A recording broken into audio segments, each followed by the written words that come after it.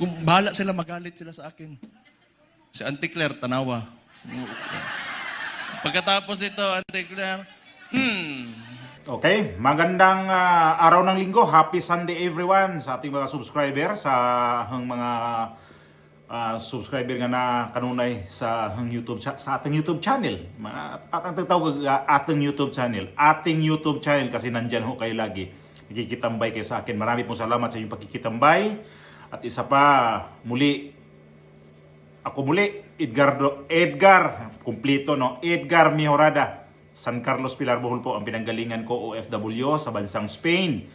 At ito na ngayon yung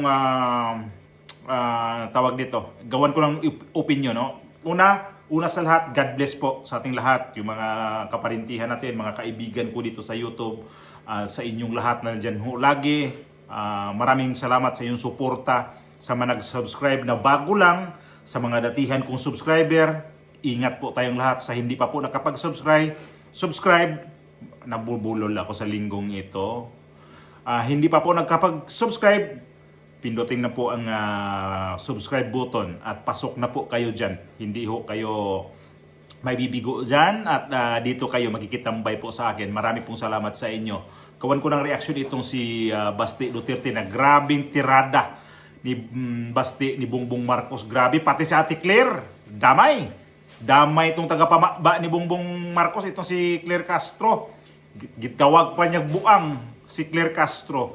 At pasabi lang ho itong clip na kinuha ko, inedit ko yung mga sinasabi ni Basti Duterte dito na napakaganda kasi. Lahat ng mga sinasabi niya nung speech niya na siguro nasa mga 30 minutes mahigit. Kapag napanood nyo yan, yung ano na yan, video na yan, na siya ang nag-speech niyan, ang ganda. Parang para sa akin, wala akong dapat itapon kasi napakaganda talaga. At relate ko yung naramdaman niya kung bakit sobra siyang galit dito sa mga Marcos. Sobra niyang paglaban dito sa mga Marcos, gawa sa ginawa rin ni Bongbong Marcos sa kanyang tatay, na sobrang relate ako niyan kasi si Basti Duterte kasi, kung tutuusin, siya ito yung bunso kasi. Iano natin si Kitty kasi, iba ang nanay eh. Pero yung tatlo magkapatid, itong si VP Sara, saka si Pulong at saka si Basti, isa ang nanay nila, siya ang bunso si Basti, itong si Mayor Basti. At ang ano kanya ito, relate ko siya kasi iba kasi yung bunso eh. Kasi ako bunso. Kapag yung mga magulang mo na parang salitang tinatarantado na talagang binubuli ng husto, ayan, pinakulong nga eh. Iba yung maramdaman talaga ng galit, iba yung maramdaman ng puot. Ang puot ngayon ni itong si Basti Duterte, grabe dito sa mga Marcos. Tinawag na bangag, lahat. Buang din, siraulo, adik, lahat na talaga. Tinawag niya kay Bongbong Marcos. Kaya sabi nga, nanahimik. Ito, panoorin nyo yung video ni Basti. Kahit yan lang, panoorin nyo. Makakuha tayo ng share. Mga DDS, tunghayan ninyo ang video. Ipasok ko yung video ni Mayor Basti Duterte ng Davao. Basti Duterte!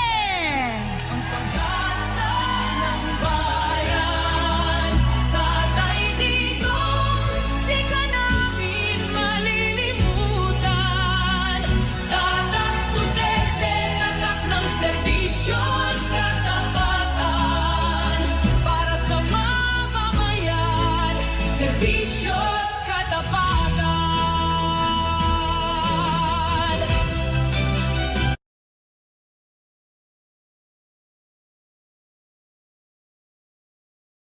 akala ko tatapusin pa yung kanta eh. Sige, upo lang kayo, relax lang.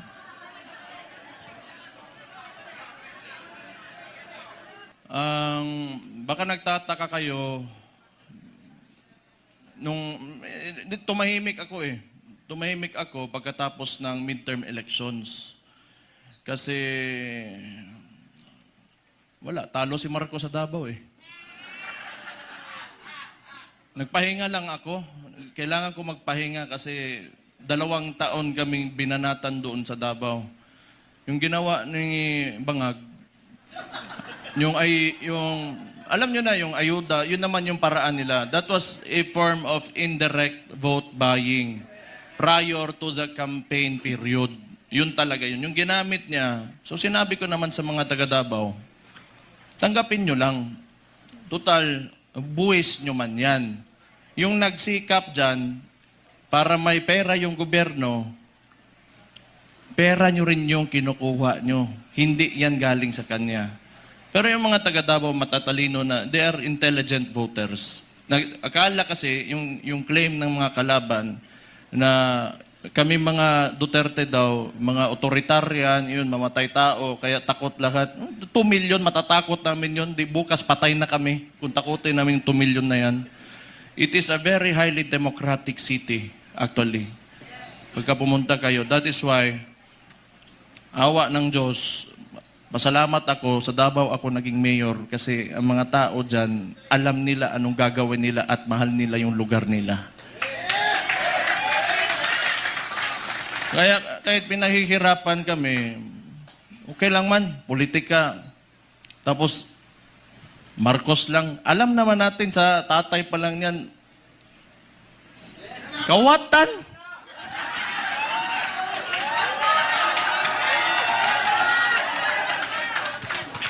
Hindi, kasi ganito yon. Nung nagsimula yung kampanya nung 2022, kasama niya yung kapatid ko, the Vice President, siyempre, inisip ko rin, siguro, itong tao na to, gusto maging presidente, he will redeem the Marcos family name. So, hindi ko naman talaga inisip na may ganun din pala kagago yung tao na yan. Kung siguro nasa isip niya, kung sira na yung pangalan namin, sirain ko na lang lalo. Wala naman akong political lang to. Kung bahala sila, magalit sila sa akin. Si Auntie Claire, tanawa. Pagkatapos ito, Auntie Claire, si Mayor Baste, lo ni mbuanga ka. Oh. Nagpahinga lang ako. So that was the attempt of this guy, bangag nga na dias Malacanang karon. Kita niyo yung nasa UN siya, sipon. May chat GPT na ngayon. Hindi ko naman sinasabi kasi makukulong ako, tapos kakasuhan ako. Pero tingnan na lang, what are the causes of cocaine? Tingnan chat GPT. How it will affect your nasal cavity. May cellphone na kayo lahat. Pero ang akala nila, tumigil na tayo. Hindi pa tayo tumigil. Anong gusto nila? Lalabas lahat ng ginawa nila. Tingnan mo katangahan nito ni Bangag. Siya nagbukas ng usapin ng flood control na may mga ghost project. Kaya ako tumahimik talaga. Kasi hinayaan ko na mag-self-destruct yung gago na yan. Kasi alam kong sasabog sa mukha niya yan. Because unang-una sa lahat, pag ikaw eksekutibo, you cannot point at someone else for the mistakes of your administration. O kita mo ngayon, nag-backfire sa kanya, and they attempted to, lagi nilang ililiko doon. Pinakita naman namin lahat. Sa Davao, walang ghost project, may resibo kami lahat doon. Ang tapos, itong gago na to, patay na buguan eh. Gusto ko man yan, pag inita nila ako. Para naman, nagpahinga lang ako. Balik na naman tayo, patay na naman sila sa atin.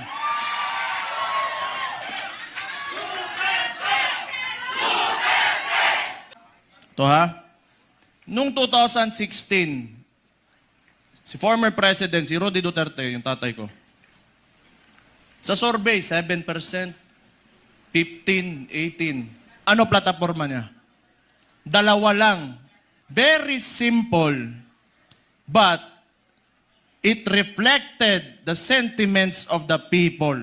Yung masa. Drugs and corruption. Anong binalik ni BBM ngayon? Drugs and corruption. Tama na yan. Okay na yan. Siguro yung mga anak nyo maka-aral sa abroad, you can eat, in a very nice restaurants. Tama na yan. That's okay. Isang ulo lang naman ang kailangan namin. Ang ulo ni Bongbong Marcos! Kung maniwala kayo, okay. Hindi kayo maniwala, okay lang din. Kung hindi ko maniwala tayo dito lahat, nabangag talaga yung gago nasa taas, alam nyo na anong gawin nyo. Ilagay natin ang Vice Presidente sa 2028 na Pangulo natin. Tapos yung mga sinasabi ng mainstream media, i-correct natin.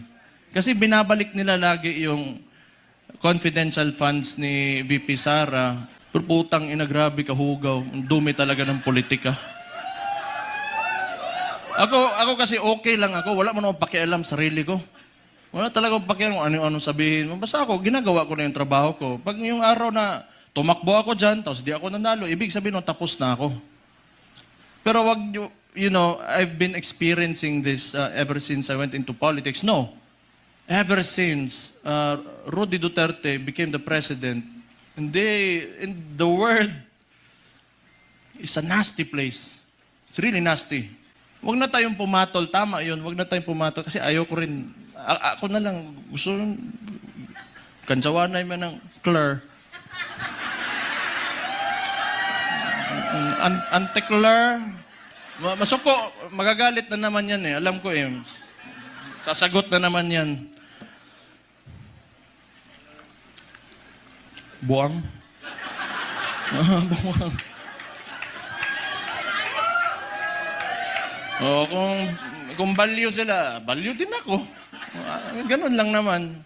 Para kung makukulong man ako, matatanggal ako sa pagka-mayor ngayon, o mamamatay man ako, at least worthwhile yung ginawa ko at para sa sambayan ng mga Pilipino. Kayo, nilalagay nyo talaga ako sa alanganin ba? Okay lang. Alam nyo, yung tumakbo, yung tatakbo na yung tatay ko, lahat kaming magkakapatid, hindi talaga pumayag. Kaya isa ring value yun. Kasi alam ko talaga, pagka nahamon yun, ibibigay niya talaga buhay niya para sa inyo. Kaya hindi kami pumayag. Pero siguro, tingin ko lang, hindi ko naman pwedeng hulaan yung ano na sa isip niya, mahal niya talaga kayo at yung bayan niya.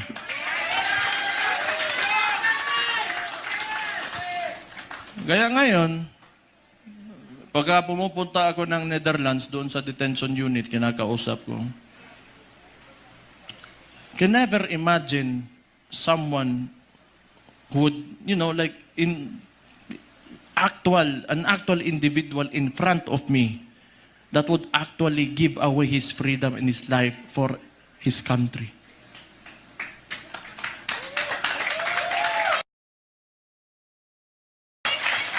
Kahit tatay ko siya, I am so amazed. And I am very, honored that he is my father.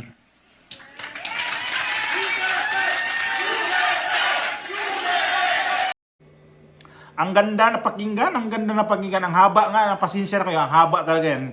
Kaya lang, nahinayang nga ako na itapon ko yung ibang mga sinasabi niya. Kasi ang ganda talaga eh. Yung iba nga niyan, talagang inantay ko talaga na iniipon ko yung, mabuo lang yung isang mga sinasabi niya. Mayroon nga tinatapon ko niyan, pero dapat pa yun, hindi ko dapat ikat, kaya lang hahaba, sobra ang ang aking pag-vlog. Kaya, Sana napanood yun yung buo yun. Yung bandang huli doon ako na-touch na sinabi niya. Na talagang idol ang kanyang tatay. Na kapag, di ba sabi niya, kapag nandoon siya sa bilangguan, sa kulungan, na makikita niya yung kaharap niya, na ito yung tatay ko, na kaharap ko ngayon na nakulong, na ito yung tao na to, na nagiging presidente sa Pilipinas, minahal ang Pilipinas pero nandito sa harapan ko, nagsakripisyo, nagantos sa tumangkalisod sa kulungan. Hindi biro kapag nakulong itong presidente natin na walang kaso, dating presidente. Tapos dito pa nakulong sa Europe, tapos yung lugar niya, paiba-iba ang klima. Nasabi ko na to paiba-iba ang klima, papasok ang sobrang lamig, papasok ang sobrang init. Mahirap mag-adjust sa katawan, lalo sa ganitong katawan na 81 anyos. Ang hirap i-adjust. Kaya lang nakayanan niya itong nangyari sa kanya ngayon dito sa pagkulong sa dito sa dahig sa Netherlands. So sabi ko nga, hindi natin masisisi si Mayor Basti sa kanyang naramdaman sa kanyang tatay kasi bunso siya, anak siya, at ang nagpakulong sa kanya, tinulungan dati ng kanilang tatay, pero baliwala lahat yun nito si Bongbong Marcos. Kaya ngayon, hindi natin na masisisi na gaano kagalit itong si mga Duterte dito sa kay Bongbong Marcos. Kaya itong nangyayari kanina, ito pala yung mga nagkoalisyon yun na mga political party. Nagsama-sama sila doon. Ang dami nila doon kanina, nakikita ko yun doon kanina. Na nagsama-sama sila, nakita present doon sila ni Ruben Padilla, si Leandro Livesti. Hindi ko nakita si Miao. Si Attorney Respicio, Attorney yung sa Topacio, sino pa yung nandoon kanina. Tapos may voice message pa si Bato de la Rosa, na isa yun sa wanted din ngayon dito sa magiging niya sa ICC, na iwan ko lang kung drama-drama ba to o para magtago to si Bato de la Rosa. So ulitin ko, sana kanina napanood ninyo ang kabuang video. Pwede nyo panoorin lang yung kay Basti. Basta ito yung ginawan ko ng reaksyon, na grabe ang kanyang sabog na sabog talaga, ang kanyang minumura na nga ito si Bongbong Marcos. Kasama na to si Claire Castro. Bukas, kasi Lunes, lalabas si Claire Castro. At ito yung unang itatanong sa mga media. Pati media kanina hindi nakaligtas kay Basti Duterte. Kasi nga bias, ABS-CBN at saka itong GMA7 special mention talaga yan lagi kapag bias. Hayupak naman kasi talaga itong mga media sa Pilipinas I-compare ang mga media dito sa ibang bansa kaysa sa Pilipinas, grabe. Grabe talaga. Dito, kung anong nagawa sa mga nasa gobyerno, talagang ibabalita yan. Bakbakan talaga ang gobyerno. Pero sa Pilipinas, kapag nakatanggap ng malita, ang TV network na yan, lahat yung balita niya blackout. Hindi nila binabalita yan. Ito, ewan ko lang, hindi ko to nakita sa 24 oras kanina o kaya sa mga social media, mainstream media, kung ang pagtitipon nito sa Club Pilipino sa may San Juan, sa Green Hills. Hindi ko to nakita na Kinuha ko lang tong clip na to sa SMNI, na maraming galit din na mga pro Marcos sa SMNI. Lalo yung isang vlogger na panood ko, grabe, galit na galit sa SMNI. Kasi nga daw, puro Duterte, pabor lang lagi sa mga Duterte. Sinong nyo? EBS at saka itong GMA nga mga litsing yawa itong mga TV station na yan. Mga angkor pang iba dyan. Lalo yung si Arn dyan. Ako, nakatanggap ng malita yan. So, pasensya na sa haba ng video na yon. At muli, Edgar Mejorada. Susuportahan po natin si VP Sara sa kanyang kandidatura sa 2028. God bless po.